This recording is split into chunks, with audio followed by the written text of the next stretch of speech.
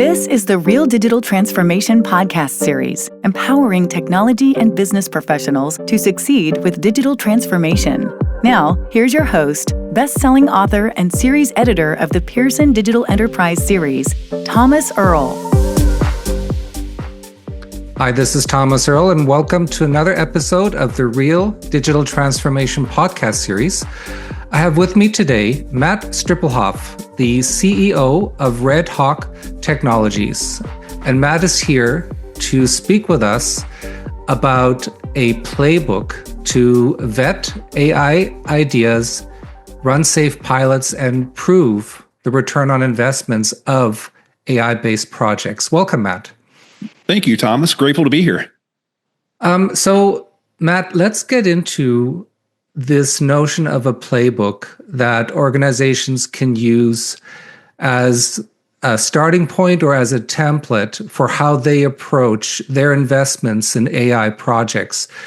Please tell us more about that, how you've seen it applied, and all the considerations that go into that. And also, what I'm most interested in is how is an AI project playbook different or distinct from other types of projects in IT that we would have had playbooks or checklists or project plans for previously? What makes it unique? Please go ahead. Yes. So the way that I think about AI being different in that regard is that they ultimately aren't dramatically different. I think a lot of the core principles still apply. However, I think there needs to be an additional level of caution provided specific to how the AI is going to leverage knowledge provided by the organization that it's going to be trained on. And certainly the validation of the generated responses or what's being produced by the AI. So in most other types of technology, digital transformation initiatives, when you're thinking in terms of machine learning, there's not as much to validate. As long as your data is structured properly and you have some rules and management around data security and management, then generally the outcomes and the decisions being derived from machine learning are going to be strictly factual based. It's not really generating things as much as it is executing and organizing information based on how you structure those types of projects. And I think that is where AI is different, is that you need to include in your playbook or your approach how the human in the loop, the subject matter expert, will be leveraged in order to validate the output, which is particularly important in the proof of concept. However, in most deployed AI solutions in a production environment, you're going to continue to have that human in the loop and improve the quality of what's being produced by that generative AI over time, because it does take time to train. Right. And I guess a strategic factor that plays into this as well is the long-term impact that adopting AI as a technology within an IT enterprise can have over its, ecosystem, over how it's utilized and integrated, perhaps with additional solutions or applications. Mm-hmm. With regards to the notion of a playbook for this that you've seen so far, has it been more for isolated projects, or has it had the scope of more of an enterprise approach at times as well? The majority of what we've experienced is primarily focused on the initial goal or desired outcome for a specific initiative. However, a lot of the core principles that are derived from those early stage skunkworks R&D projects can certainly be carried forward into more of a reference or guideline playbook where you have some core principles and guidelines that you can follow. At which point in time you would need to refine that playbook to fit the specific project. But I do believe that there are key learnings that can come from some of these early investments in proof of concepts and prototypes that companies are investing in to help kind of build out playbooks that can be repurposed going forward. Okay, so if we were to open up a typical playbook, what would the table of contents look like? With defining the strategic or desired business outcomes would certainly be something at the very beginning of the process. So that's going to inform the rest of your strategic planning around that proof of concept. Some additional considerations more on the technical side would be the architecture that's going to ensure that things are firewalled properly, that you're in a sandbox that is secure and safe, and it's not going to be exposed, and your content, your information, your IP is not accessible or being used by large language models for training purposes outside of your initiative. That would be part of the playbook as well. And then defining the KPIs to determine and measure success would be part of that table of contents. And I think that happens early, maybe, in the early 5 stages. I'm kind of imagining what this playbook might look like, because you're going to want to define the user experience and the flow of information and how generative AI is being leveraged in a manner that is designed specifically to determine if you can reach those key performance indicators, because you have to ultimately determine if your proof of concept is successful or not. So you need to design that proof of concept in a manner that is specific to those intended KPIs. Okay. And in terms of the vetting of an AI idea, what would the checklist or the criteria be specifically for when those ideas are proposed? It's a great question, Thomas. I think the most important piece is understanding the organization's readiness for the idea itself. So someone needs to take the time to craft and define what that vision is. Then you need to incorporate subject matter experts around those systems, data sources, et cetera, and determine if you are actually prepared, if it's time to make that investment. What we have found is that oftentimes, more so than we would like in the end, is that a lot of organizations are not quite as ready as they may think they are. Organizations sometimes will tend to assume that data is in the state that it can be leveraged, that their standard operating procedures are sound and people are following the standard operating procedures, which is particularly important if you want to maintain the quality of your data over time. So if you have a lot of exceptions to your standard operating procedures, then more likely than not, you may have a lot of exceptions in terms of the quality of your data, which could create a lot of challenges for training the AI model. Right. In terms of the long-term commitment that organizations often need to make once they put a new AI solution in place, not just training, but retraining, utilizing the output, whether it's a generative system or predictive system, and the overall, I guess the governance impact of adopting that. Is that something you take into account when you vet AI projects as well?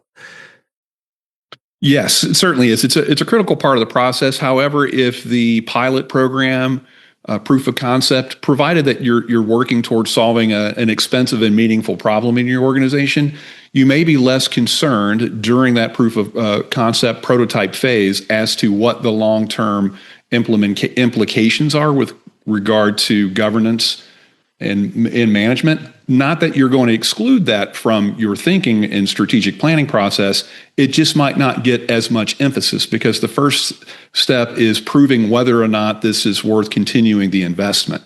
It is important to make sure, however, that in order for the long-term success to be there, is that you do clearly define, at least at a high level, what governance is going to look like going forward. So I'll give you a specific example in the healthcare industry. A solution that we've developed and continue to support and maintain is for revenue cycle management.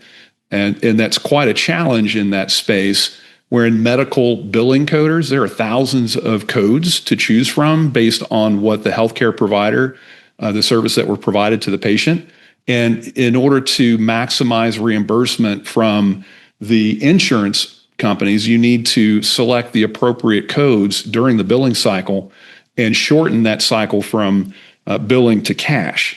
Well, that's a long-term play because there's so much training required across all of those codes that you need to incorporate into your overall plan. When the human in the loop becomes less and less dependent as a result of their effective training. So that's in effect where governance is particularly critical. And but you also need to have some type of algorithm and planning or decision-making criteria wherein you would decide that it's okay for the AI agent to take more and more control over time. So there's a pathway that can be planned for that leverages the subject matter expert. In this case, it's the medical billing coder as a subject matter expert that's validating the results. And then based on how they validate, we're providing feedback to that large language model to improve outcomes and training. And then you can measure against accuracy to the point to where you feel confident that it can handle a set of those codes, a broader range, et cetera, and then start to modify the model and behavior based on those outcomes. Which raises, the question of risks identified as a result of vetting a pilot or vetting the justification of an investment in a new AI solution. Based on your experience with this process so far, what would you say have been the top risks that you've seen, or perhaps even risks that have been so great that the project was turned down?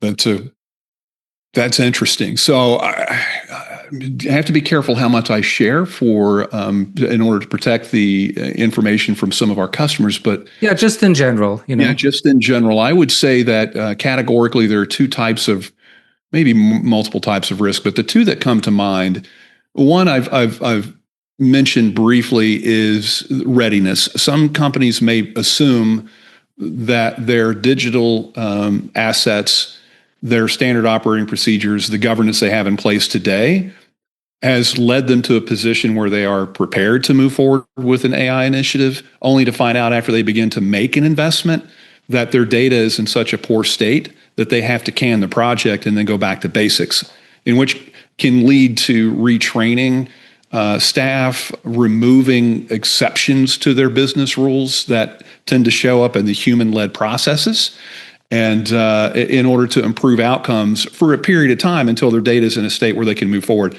I've seen that lead to projects being stalled or permanently shelved. The other side of it has more to do with the impact on your business itself, as and this is where sometimes success with the pilot program is so great that now you have to rethink the way that you are structured as an organization and then the impact on your staff. So if it's so successful that you may have reduced the need for a certain business unit and people within that business unit, that if you roll it out too quickly, you may have a whole different challenge on the human resources side of things. You may, and some businesses are excited about that prospect of being able to do more with less staff. But I've seen situations where the success was so great that it's like, wow, okay, I wanted to assist that team, not completely replace that team. And that's, I think, a bigger conversation outside of a playbook, but it's human impact. Right. And it's often part of the discussion around ROI as well with AI projects. But you're right. It does happen where the potential of the adoption exceeds the expectation. So once it's in place, there's a realization of what more it could do, or what it could do to a greater extent than originally assumed. And that can certainly lead to those types of situations. So even holding back on the potential out of respect for its impact on the human workforce, I think, is often something organizations need to consider, as opposed to just leveraging it too quickly, and then dealing with a different type of consequence later on. If so, in terms of the ROI itself, we just talked about a scenario where it may exceed initial ROI expectations for better or worse, but just in general, based on what you've seen with modern AI technology and ideas for its adoption within organizations, has it generally fulfilled the ROI expectations? Has it usually gone beyond, or have there been issues, technical issues, adoption issues, integration issues that have come up that have reduced the actual ROI? Just in general, what have you seen? We have seen pretty much everything that you described across the gambit. In some scenarios, we have seen that the dependency on third-party systems and the ability for API pathways to move data from out of those systems in near real time, et cetera. Sometimes there are throttles or limitations based on contracts that exist with those software as a service platforms that limit the amount of information that's available at any given point in time, or how often you can call to get that data. We've seen that actually force AI to slow down and not deliver on the intended ROI. But it's really not a limitation of the AI, it's a limitation on the platform and the pathway to the So that's kind of an interesting one that we've run into. And so part of the playbook sometimes is if your solution that you're exploring is dependent on extracting and moving data across systems through API endpoints, it's going to be important in those early planning phases to understand if there's limitations into the number of calls and the availability of and the type of information that you can get and frequency that you can get it. That can have an impact on whether your solution is going to be impactful or not. And it might not have anything to do with AI. It's just the limitations in the tech stack and the architecture. So that's an interesting we've encountered. Okay, super. It's a important concept, and I think essential for organizations to follow a process like this, especially for those for whom AI adoption is something relatively new or something they haven't really done to a serious extent. So I think it's really valuable to get your insights on all of this. Before we conclude, perhaps you could just give us one more piece of advice and maybe list the top 3 most important considerations when assessing, vetting, making a decision around an AI-based project, whether it's generative, predictive, agentic. If you had to talk to a group of CEOs that are going to be looking at this the way you have, what would the top 3 pieces of advice be from you to them? The first piece of advice would be to make sure that you are selecting a meaningful and expensive problem to solve before you decide, as opposed to using some companies run into this where they're looking for a way to apply AI, but they haven't identified the solution they want to solve. So they have a solution looking for a problem. And I think that's the reason that in some cases, you'll see in the news that a lot of AI projects fail. Well, that's probably because they're applying a solution to a problem that really isn't a problem within their organization. So traditional strategic planning is critical to make sure identifying a meaningful problem. And then finding the right, whether you have the experience in-house or you need to look elsewhere, you need to find the right team that can bring expert and innovative thinking to apply to that proof of concept that you want to explore. And third, and clearly what we're talking about here is the playbook and maybe a 60-day turn. It's really important to start small and incremental and explore what's possible. Those would be my 3 big recommendations. And then there are certainly a lot of products available that can help you prototype as well. So it doesn't always have to be custom programming. An example I will share with you very briefly is There's a lot of talk around vibe coding and rapid prototyping in terms of developing web or mobile-based applications that might stream workflows. There are several products that have AI solutions as part of the technical stack.